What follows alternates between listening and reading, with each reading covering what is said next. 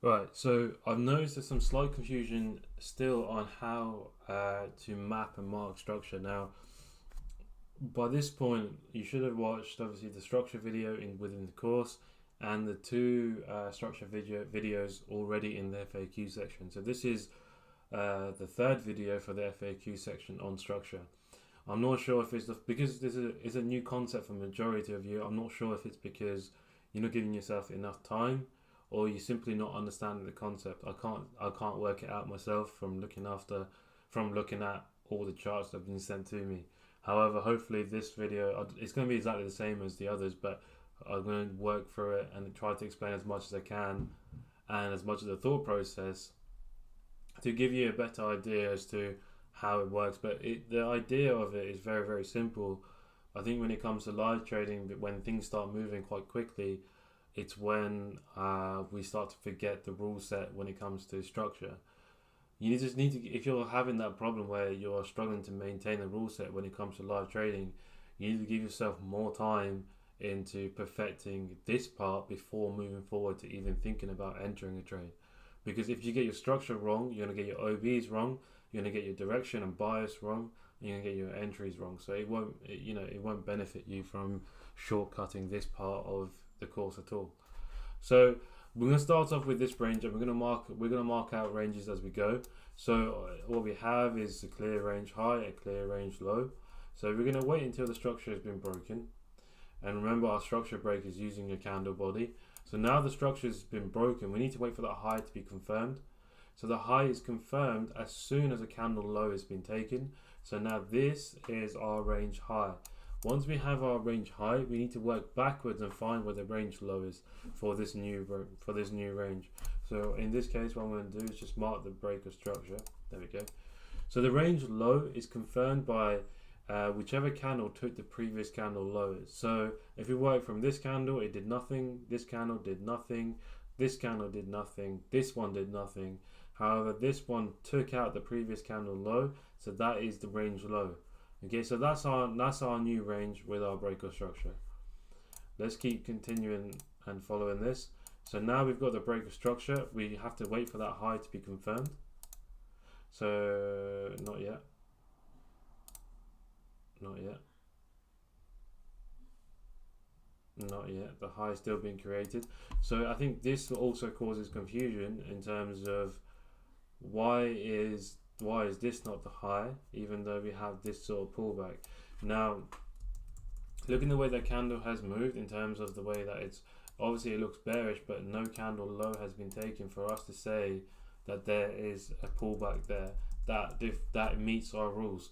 If we start saying that this is the low, or this is the previous low, well, that is the previous low, to be fair, we're just waiting for the high to be created. But if we start claiming that these are going to be the highs and lows in this situation, it's going to add too much discretion, which is why it's very strict with our structure rules, where we should all have the exact same structure going forward. So there shouldn't be any discrepancy in that case. Okay, so we carry on going until the high is confirmed. Okay, let's keep going. I just need to wait for the candles to close, to be fair. There we go. Okay, so now the high has been confirmed, and the reason why it's been confirmed is purely because this candle was taken out by this one, and this closes the candle body. So now we have that high confirmed. Now we need to find where our low is. So I already did say it's over here, but I'll explain why. So if you go back candle by candle, this candle didn't do anything, this one did nothing, this one did nothing. There's no candle structure break here, nothing here. Until we get to this one, we have a small candle body break here. So our range low now is here, this one. And now what we can do is mark our new breaker structure, which is there. That's the previous. Oh no, wait, where is it? Sorry, there's this one. There we go. So what we had, just to recap, so this was our range low, our previous range high. We had a breaker structure, which then created a range high from this range low. And then we had a breaker structure, which created this range high all the way from this range low.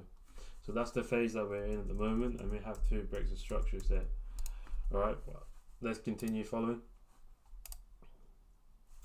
Gosh, look at that. Okay. Okay, so now that we have a break of the high, we need to wait for that high to be confirmed. Is that going to close like that? Oh yeah, okay. So now we had this candle body close, so now the high is confirmed. In this case, you're going to map this wick as the highest wick of that one move. Now in terms of which wicks to use in terms of confirming your highs and lows, you're going to use it on either the candle the highest candle wick of the move, or alternatively you're going to use the wick high of the confirming candle. That's the last candle that you're going to use depending on the move. So your move, right, is from this wick, from this low to this wick, right? So you're going to use, in terms of mapping structure, you're going to map structure using the highest wick of this one move. So if I get rid of all of these, if this wick was all the way up here, for example, obviously it would be straighter than that, then this would be the range high, okay, ignoring that. The reason why this is the range high is because that is the last high point of that one move, okay, until it was confirmed, and it was confirmed by this very own candle. Now that we have that range high, okay, let's mark out the break of structure. Okay, we can now move our range low, which is now here. Why is this the range low? Because if we go candle by candle, we don't have to go that far, to be fair. This candle here, okay, broke the previous candle low, so now this becomes our low. However, as you should know by the course, we map our structure using the lowest and highest wick of the move. That is the lowest wick of this move. Now in this case, obviously that is obviously still the lowest wick of the push up as well. So now we're in this new range and we have our next break of structure. I'm going to do a few more of these and then we can end the video there. But hopefully this is starting to make sense. Okay, so now we're starting to make a new high. Again, we need to wait for that to be confirmed. So now this range high has been confirmed. So we have a range high. We've got a break of structure. Where is it? It was here. This happened very quickly. And then where's the range low? So if that's the high, the range low in this case is going to be the lowest of this candle. So the reason why is this one is purely because of this candle structure break here. Doesn't matter how small it is, but that is a pullback, and then we have that new range. Okay, let's continue. We still haven't broken. Okay, so now we've broken the high. We just need to wait for that to be confirmed. Whenever that happens. Nope. Let me just power through it. There we go. Is that closed? Yeah. Okay. So now we've got the new range high. Now in this case, our range high is this one. That's the highest part of this move. Where's our range low? In this case, if you work backwards, we can't see any candle lows being taken until this one. So we're going to use the lowest wick of this down move. So that is now our range low. Okay. Did I mark the breaker structure? No, I didn't. So we got the breaker structure here. So now we're in the new range from this range low to this range high. Now the reason why it's also good to understand this point of structure, and the reason why I also say if you don't get your structure right, you're going to get everything else incorrect. If, for example, you saw this as, say the previous range, say you saw your range as this as the range low, and that's the range high, and then that's the pullback, and then you create a new range high. In this whole move, you missed that this was the previous range low. Okay, that's a valid OB there where price reacted from and continued. You would have missed, obviously this is not as clear, but you would have missed this move completely if your structure is incorrect. So what I suggest doing is ignore trading for a moment. Just perfect this part first, and it'll make everything else more simple. I don't think that's correct English. It'll make everything else simpler for you going forward in terms of understanding how to identify our bias direction, how to identify your OBs, and how to be selective with your OBs, because as you know, we like to use the extreme of the ranges. If your extreme of the ranges here, you're going to miss this one completely, right? You're going to miss this wick trade completely because your extreme of the range in terms of you're probably thinking is here, whereas with our structure rules, the extreme of the range was here, and you just completely missed that.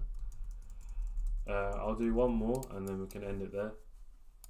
So let's wait until one of these structures breaks. I thought I was going to close above them, but it didn't.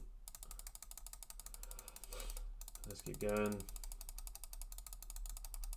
I think also when you're in a range, right, I think when you have breaks of structures happening in between, you understand that this is all major, and everything I'm taught is just major. Anything that's happening is all minor. James has done a video on minor and major structure as well, but what I'm trying to tell you is that don't get confused by what's happening in between. Let's continue going until we do eventually break. Okay, so now we've just broken structure. Again, we need to wait for that range to be confirmed. Okay, so now we have the new range high. So the range high is this one. Let's draw our break of structure line. It was from here to here. Okay, now we need to find our range low. So coming back from here, right, we work backwards candle by candle. The only thing we can say is that this candle has broken the previous candle low. So now this is our new range. So now we marked out all these break of structures, identifying the ranges along the way, and the whole process is going by candle by candle.